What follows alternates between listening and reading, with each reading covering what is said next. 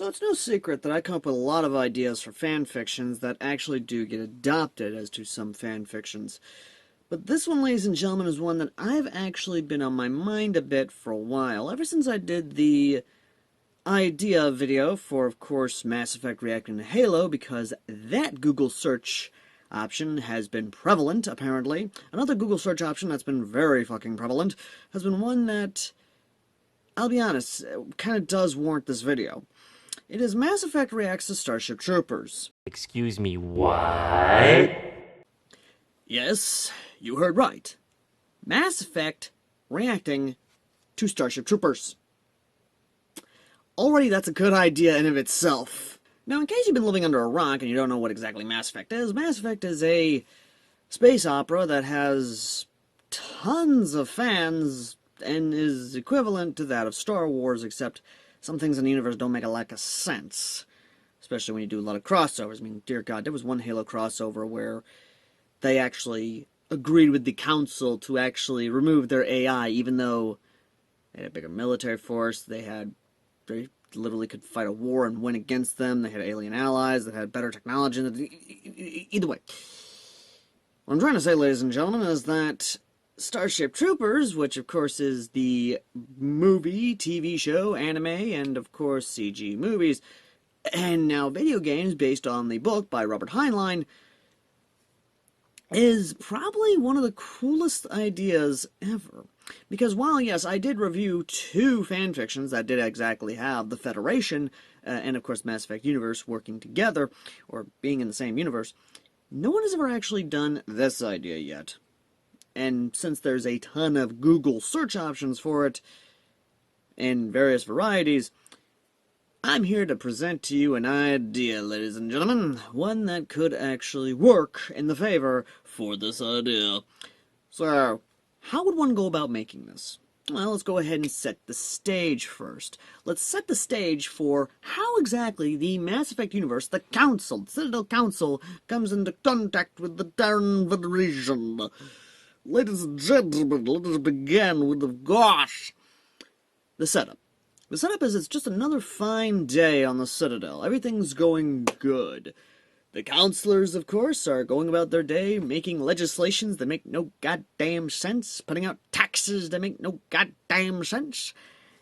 And yet, someone discovers that there is a rogue satellite heading towards their way.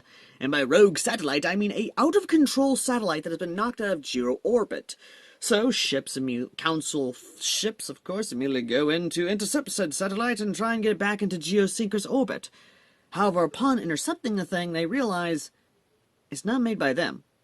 It's not made by their allies. It's not made by anyone in the galaxy. And when they actually begin to divulge into it, they discover something they thought they wouldn't discover. A book. A physical book. Written in a language they don't know. A memoir of sorts about Juan Janirico. Another, a movie, a disc, a physical copy, a data, which of course is film. The StarShip Troopers movie. And then of course more data depicting what is they don't know about. But what's interesting is there's an AI in there. A sentient AI. Well, not really a sentient AI, more like a brain scan of someone who was in there. Upon telling them that it's not an AI, but actually a brain scan of someone from the Federation, from the Terran Federation, they begin to start racking their brains. What is going on? What is happening? How could this be? And you can basically have it to whatever you want. For me, it's basically the Federation sent this out so at least their story could not be forgotten. And they could basically inform people what is going on. In this satellite, it's actually a data package. It's actually essentially a arc of knowledge. And from there, the galaxy begins to learn. From the first movie, which is basically, as the brain-scanned person, it says is more or less a propaganda film, which was to help kind of raise morale, to, and this is where things get fun for you guys, the Roughneck Chronicles. And yes, ladies and gentlemen, this is basically where the Mass Effect universe not only, of course, reacts to the first movie, which, again, is a pop culture popcorn fun, just all sorts of good stuff, to the Roughneck Chronicles TV series, which was actually really good, and is underrated, mind you, in my opinion, and we will talk about that in the near future, I promise. But, ladies and gentlemen, the Roughneck Chronicles, depending on how one was to write this, or at least do this, could have it be to where they're either at the Tophet campaign, when they finally get the data to basically send out people to basically go help the Federation fight against these bugs, which already the rest of the galaxy understands is a threat, and basically are now kicking themselves in the ass for basically literally neutering the Krogan, because now they need Krogan to basically fight some more bugs. Not only that, but if one was to do it right, they could actually have it to where if the Earth campaign came into view, that's when they could do like I did in the Halo, in the Mass Effect Reacts to Halo fanfic idea, where they come to Earth at the moment of need, where basically they come to help out. And that's where things could get very fun. Because again, they could come help liberate Earth from the bugs, and from there, not only have they learned about Razak's Roughnecks, but they also learned about Johnny Rico. And of course the rest of his squad, his platoon. And they literally help him out. Again, it's basically they've seen Rico through not only the propaganda film, but also from the memoir and of course the show of basically this kid who went in as a buck private to now growing up, basically being molded into an NCO, and then from an NCO into a CO, a commanding officer.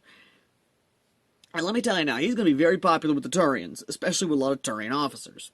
But how does the galaxy change, you may ask? Well, if I was to write this, I would have the galaxy change as follows. The Asari would no longer be the pacifists. They would no longer be the semi-pacifistic society of diplomats and economicists. What would happen is they would change. The Turians would probably adopt, much like in Merc's story, which of course is Mass Effect Arcs, they would adopt the Federation system.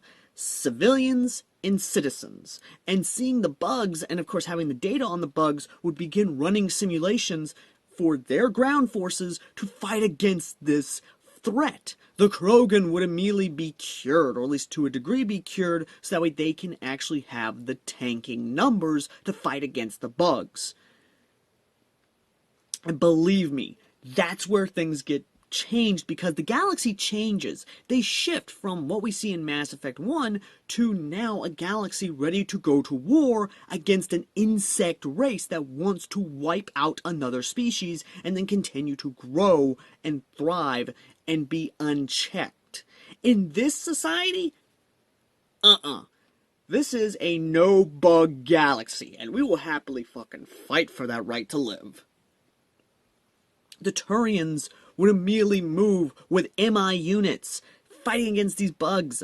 The Asari and other, of course, telekinetic, or, well, biotics, would be a boom for the infantry. The psychic cores would immediately be working with the biotics, considering that biotics could be seen as a form of telekinesis, or type of ESP, more or less. Not only that, but military intelligence would be getting a fucking burn from the Asari, considering the Asari can literally read minds by literally touching other things. So if they were to capture a brain bug, teams of Asari, especially matriarchs, could come in and work with military intelligence to literally understand what the brain bugs have, what secrets they have. New and improved ships, well, when I say new and improved ships, what I mean is that sharing of technology could definitely change things. No longer do they rely on the Mass Effect relays, instead they now have new forms of FTL from the Terran Federation, going after bug ships. And again, this is where things can be fun, especially when you take into account the actual Mass Effect timeline. Because, taking a little inspiration from L4 of the West, the bugs know about the Reapers, and they're trying to basically expand their numbers to fight the Reapers in the coming cycle. It isn't until that's discovered that they basically tell the bugs that you had good intentions, but we're not going down without a fight, either to you or to whatever other threats in the galaxy.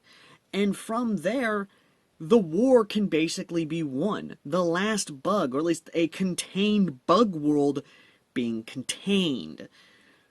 The Reapers finally showing up, except they don't show up to a galaxy that is not prepared for them. They show up to a galaxy that is prepared for them. And as such, the Reaper Wars could go differently. The Reaper Wars going much more in favor of the galaxy, since they themselves have now been prepared for conflict, prepared for war.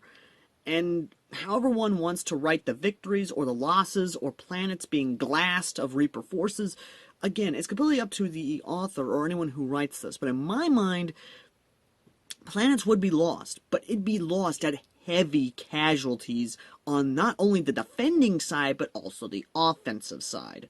Planets would be destroyed, nuked, being used Q-bombs, because it's better to deny the enemy resources than to allow them to continue to be stronger. Hell, I could see them using Q-bombs against Reapers, considering that regular munitions and stuff would not work as well as we saw in the games. So they would actually use the much more higher yield or higher destructive weaponry. Q-bombs, like I said, being the planet crackers against Reapers. Launch one of those suckers at a large Reaper, it's going down. No ands, ifs, or buts, it dying, as well as many of its other allies.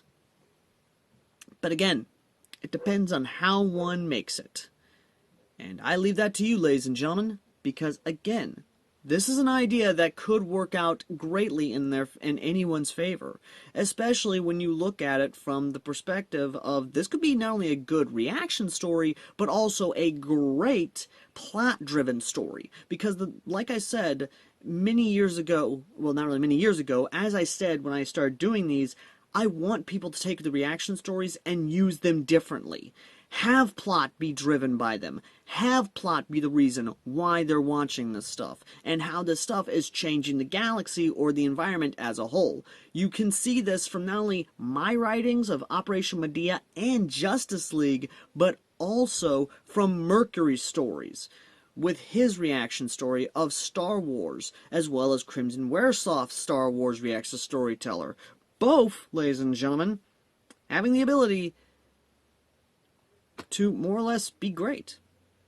But, as always, ladies and gentlemen, I leave that to you and the comments section. But if you want to help support the channel, and of course make the background, and even help me acquire studio lighting, then consider donating to the PayPal down below. And if you have any suggestions for future pitch meetings, then I will try and get some other folks on here to basically have a little bit of fun with it, and try and do stuff differently with it. But, as always, I've been Airsoft Al. And remember, join up today. Service guarantees citizenship.